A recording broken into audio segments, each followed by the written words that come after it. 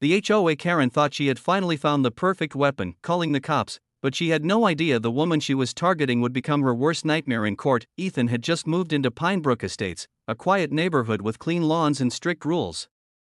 He was polite, kept to himself, and never caused trouble. But everything changed the day his wife, Ava, moved in. The moment Ava's moving truck entered the street, Melissa, the HOA president, stood outside like she owned the air itself. Her smile was sharp, fake, and hungry for control. Melissa marched over, clipboard in hand, scanning the boxes like evidence. No commercial vehicles after 6, she snapped, even though it was 3 p.m. Ethan calmly showed the approved moving notice. Melissa's eyes narrowed, like she hated being proven wrong. That night, Ethan and Ava sat on their porch, finally breathing again. But Melissa watched from her window. She didn't just want rules followed, she wanted power. By morning, Ethan found a warning letter taped to his door. And it was only the beginning. Melissa didn't stop at warnings, she escalated like a storm that enjoyed destruction, and Ethan soon realized this wasn't about rules. It was about breaking him. The next week, Ethan received 3 HOA citations: unauthorized curtains, trash bin visible, and vehicle parked wrong direction. None of it made sense. Ava tried to stay calm, but Ethan could see it. She felt unwelcome, like the neighborhood was rejecting her on purpose. Melissa started appearing everywhere.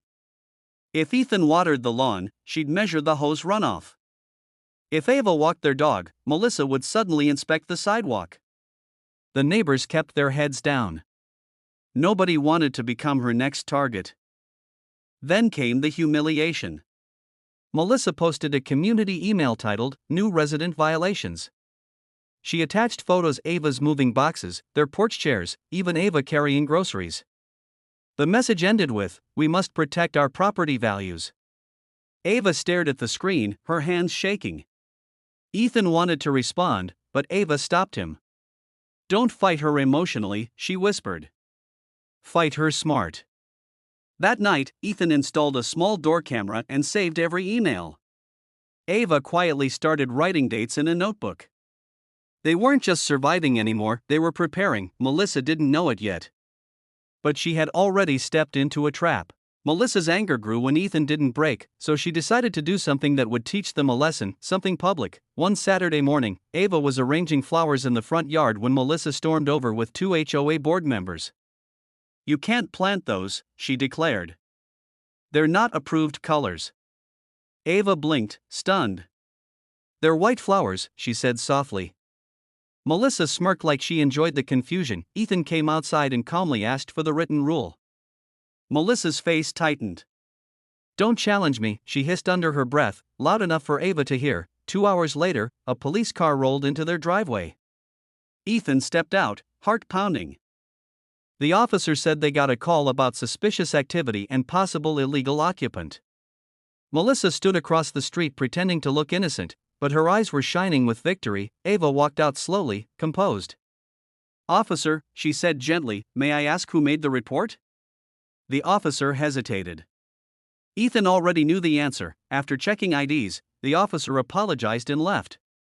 Melissa's plan failed, but she didn't look embarrassed, she looked excited, like she'd discovered a new toy. That night, Ethan found a second police report filed.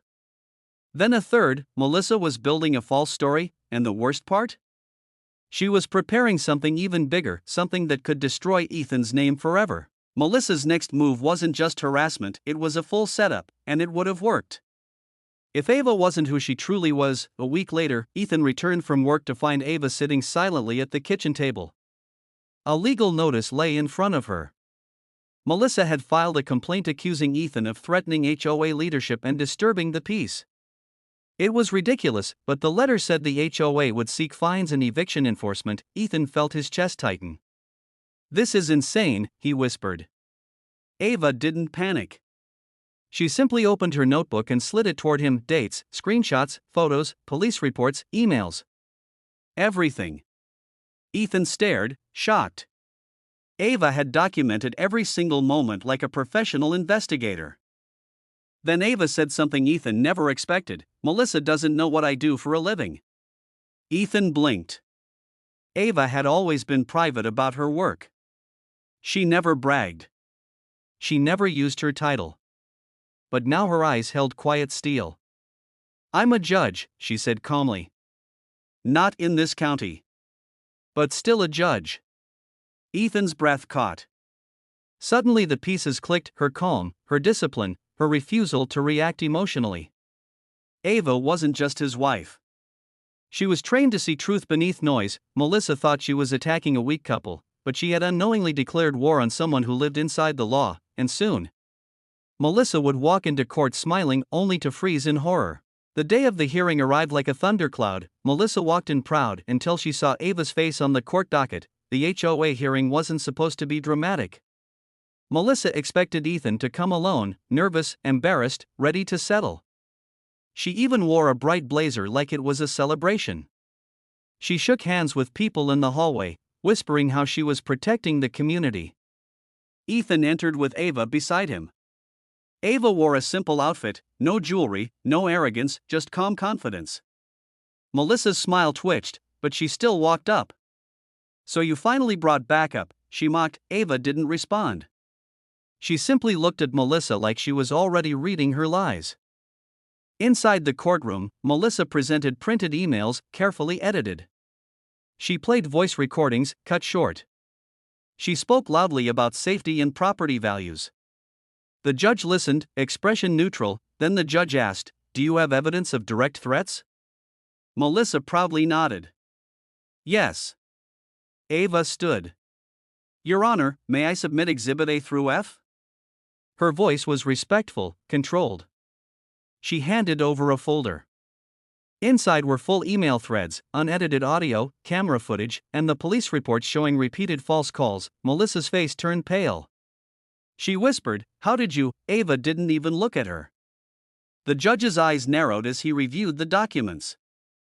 And then came the moment that crushed Melissa's confidence. The judge asked Ava to state her occupation for the record. Ava spoke clearly. I am Judge Ava Carter. Melissa's mouth fell open. Melissa's world cracked in real time. She had tried to destroy a woman who spent her life destroying lies. The courtroom went silent.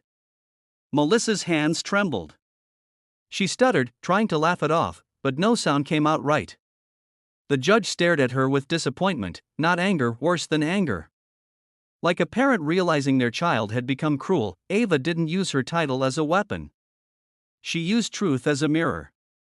Melissa has repeatedly targeted us, Ava said softly. Not for violations, but for control. She used police calls to intimidate.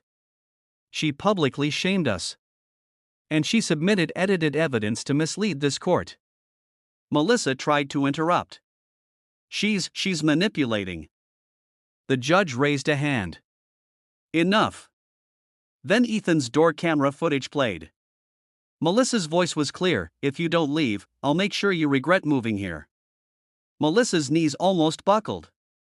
Her own words had become her cage. The judge leaned forward. Melissa, you filed a complaint based on false statements. You also abused emergency services through repeated reports. This is serious. Melissa's lawyer whispered urgently, but it was too late. The judge dismissed the HOA complaint and ordered the HOA to cover Ethan's legal costs. He also requested the county review the false reporting pattern. Outside the courtroom, neighbors who once stayed silent watched Melissa walk out. Crushed.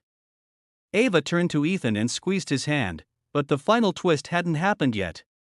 Because Melissa still didn't know what was waiting back in Pinebrook Estates. Melissa thought losing in court was the worst part, but the real punishment came when the neighborhood finally saw who she truly was. The HOA board held an emergency meeting the next week. The room was packed. Neighbors who had avoided Melissa for years suddenly showed up with stories: harassment, unfair fines, intimidation, and fear. Ethan and Ava sat quietly in the back, not speaking, not pushing. They didn't need to. Melissa tried to take control like always. This meeting is, a neighbor stood up. No. You're done. One by one, people shared proof, emails, recordings, letters. The board members looked stunned. Melissa's power had depended on silence, and silence had finally broken. The HOA voted to remove Melissa as president that night. The community also voted to erase several unfair fines from past residents. A new board was formed, with clear rules and real transparency. As Melissa stormed out, she looked at Ethan with hatred. But Ethan didn't smile. He just felt relief, like the air finally belonged to everyone again. Ava stepped outside into the sunlight and breathed deep. Truth doesn't need to scream, she said. It just needs time. And that was the final twist in this unbelievable HOA story. If you loved the drama, don't forget to like, subscribe, and drop a comment sharing your thoughts. It really helps this channel grow.